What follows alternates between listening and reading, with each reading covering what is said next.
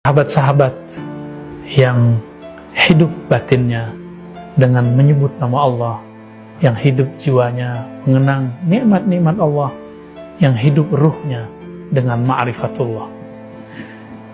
Hidup di dunia ini Nabi sebutkan dengan niyam. An-nasu niyam, manusia itu tidur.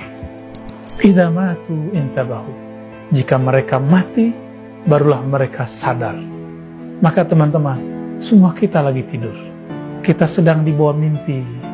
Maka Nabi menyebut para pemimpi di dunia ini yang ingin kaya, bangun rumah untuk anak-anaknya. Anaknya dewasa, semuanya pun nikah.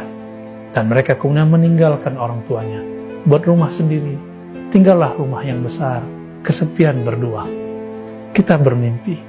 Kita bermimpi, nanti kita tua, akan banyak yang mengelilingi. Kita bahagia, kita melihat semuanya bersenda gurau. Tidak, teman-teman.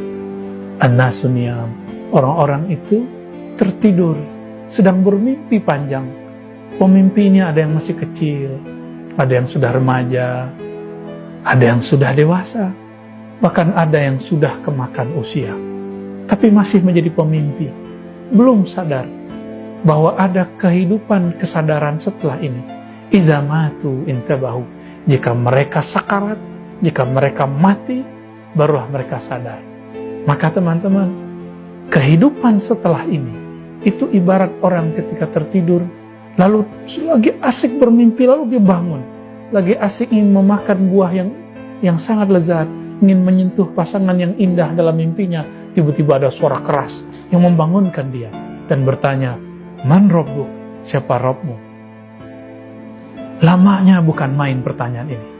Maka teman-teman, hadis-hadis yang sahih menyebutkan semua bahwa kehidupan setelah mati itu kehidupan yang real.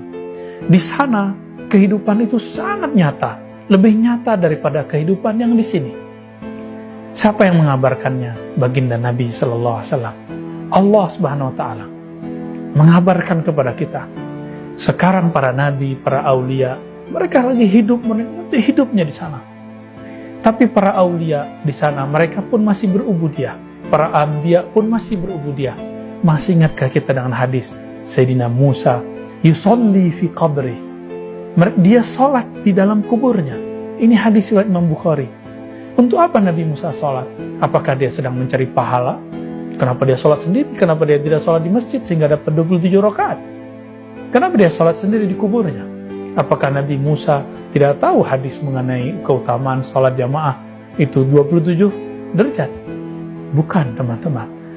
Ibadahnya orang-orang yang sudah pindah alam adalah ibadah ingin mengenal yang ditanyakan ketika dia pertama kali masuk ke alam kubur. Para nabi, para aulia, syuhada tidak ditanya dalam kuburnya. Yang ditanya cuma mukmin biasa dan yang terindikasi munafik. Semoga kita terbebas daripada kemunafikan. Disebutkan dalam hadis Imam Tawus, diriwayatkan oleh Imam Qudai, bahwa orang mukmin dan munafik ditanya 7 hari dan 40 hari.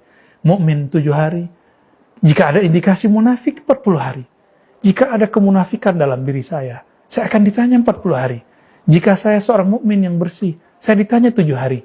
Jika saya seorang syahid, seorang wali, saya tidak ditanya. Kenapa? Karena dia orang-orang pentingnya Allah. Saya beri sebuah ibarat.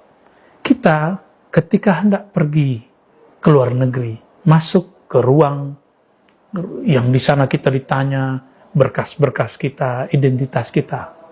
Imigrasi namanya. Imigrasi barzakh.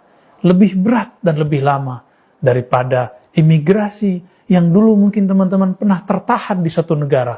Bahkan mungkin pernah dideportasi, dipulangkan kembali. Bagaimana mungkin kita dipulangkan lagi dari alam barzakh? Yang ada kita disiksa. Siksaannya adalah ketika tidak mampu menjawab. Menunggunya bukan main lamanya. Teman-teman yang melakukan Allah.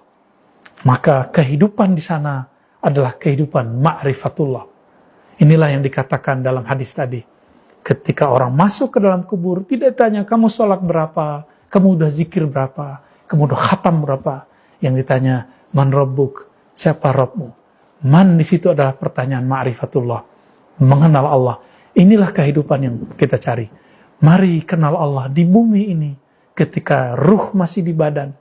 Ketika ruh nanti sudah berpisah dari badan, tubuh ini mati, Allah mengatakan kullu nafsin dha'iqatul maut. Setiap nafs jiwa pasti mati. Ruh tidak pernah mati. Meninggalnya jiwa, berpisahnya sang jiwa daripada badan yang hina, badan kembali ke tanah. Jiwa masuk ke alam barzah. Ruh, jika dia wali Allah, dia dipanggil di sisi Allah inda rabbihim. Jika tidak, dia harus mencari lagi, dan pencariannya lebih susah daripada di alam ini. Mari kunjungi ahli ma'rifatullah. Mari berguru kepada ahli zikrullah. Mari cari orang yang bersanad kepada Sayyidina Rasulullah sallallahu alaihi wasallam. Hidup yang hakiki, hidup bersama Allah yang maha hidup.